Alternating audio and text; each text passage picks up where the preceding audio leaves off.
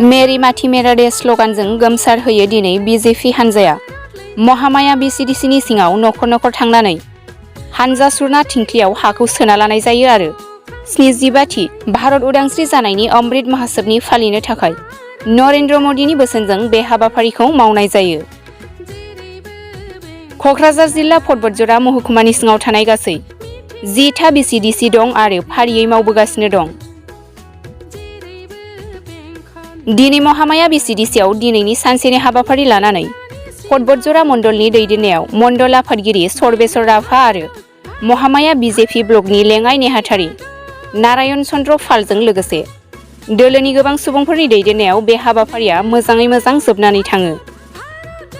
मेरी माथि मेरा देशनि बे नखर नखर हा लानायखौ दिल्ली कर्टिय' क'र्टआव शहीद वेदी दावहारु जानाय मुंख्लंनि शहीद वेदीनि लोगोसे बे भारतबर्षनि देशनि थाखाय बलिदान जानाय शहीद वेदीआव 75,000 बिफां फुलि गायनाय जागोन होनना मिथि मोननाय जायो।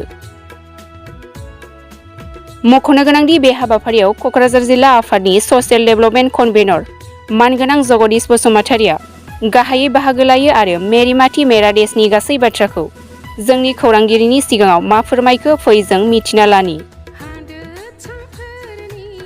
जाहैबाय मेरी माथि मेरा देश होननाय बे हाबाफारिया जादों जोंनि भारतनि गाहाय मन्त्रि नरेन्द्र मदि बिथांनि बिथोन बायदि मावनाय जादों आरो बे हाखौ जोङो बिनिफ्राय मोनफ्रोमबो बुथ लेभेलनिफ्रायहाय ब्लक अफिसाव फाथायगोन, ब्लक अफिसनिफ्राय गुवाहाटीयाव हरगोन, गुवाहाटीनिफ्राय बे हाया दिल्लीयाव सहैगोन, दिल्लीनि कर्तब्य पदआवहाय मोनसे गिदिर शहीद गिदिर जागोन, बे गिदिरावहाय बे हाया सहैगोन आरो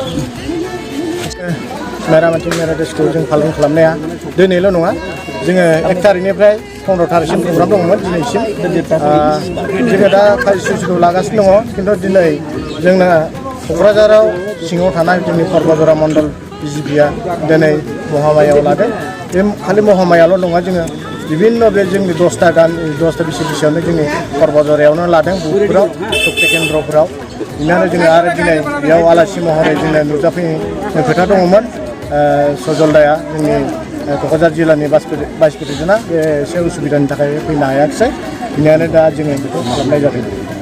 नोंथांमोननि गुबै थांखिया माबे जे हानजा सुनायजों? बे गुबै थांखियानो जाहैबाय जाहाथे मेरा देश मेरा माथिखौ जाहैबाय जोङो प्रत्येक नखर नखर जोङो बेखौ हाखौ एसे एसे लांनानै जों बेखौ दिबितला ब्लक जिखुनु ब्लकफोराव जोङो एसे बे दैखौखौ जोङो हरगोन। बे दैखौ जाहैबाय बिनिफ्राय जोङो क'क्राझारसिम थांगोन, क'क्राझारनिफ्राय गुवाहाटी थांगोन, गुवाहाटीनिफ्राय दिल्लीसिम थांगोन।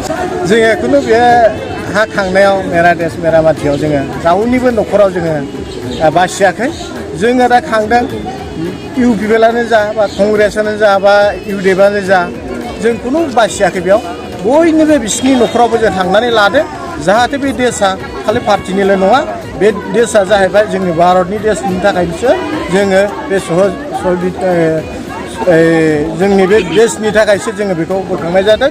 जाहाथे जोंनि माखासे बहुद जोंनि सिनायि मोनै समाव जोंनि भारत हादराव जोंनि माबाफोरा जोंनि पुलिस आर्मिफोरा बिराद जिउ गोमालांदों, जाहाथे बिसोरनि थाखाय जोङो बेयाव मोनसे माबा बानायनाय जादों, शहीद बिदि बानायनाय जादों। जाहाथे बे हाया शहीद बिदिनि थाखाय जोङो फाथायहरनाय जादों, जाहाथे गथ' गथायफोरा जोंनि बे पर्बतजरानिल' नङा, गुबुन गुबुन जायगानि मानसिफोरा जाहाथे थांनानै बे हाया शहीद बिदियाव जोंनि गथ'फोरा बुंनो हागोन, जोंनि बे हायाव जाहाथे जोंनि पर्बतजरानिबो जोंनि आफामोनबो हरदों बा जोंबो हाखौ हरफादों होननाय हानायनिसो जों बेखौ बोखांनाय जादों। हाबाफारियाथ' दिनै लास्टमोन, खिन्थु जोङो दा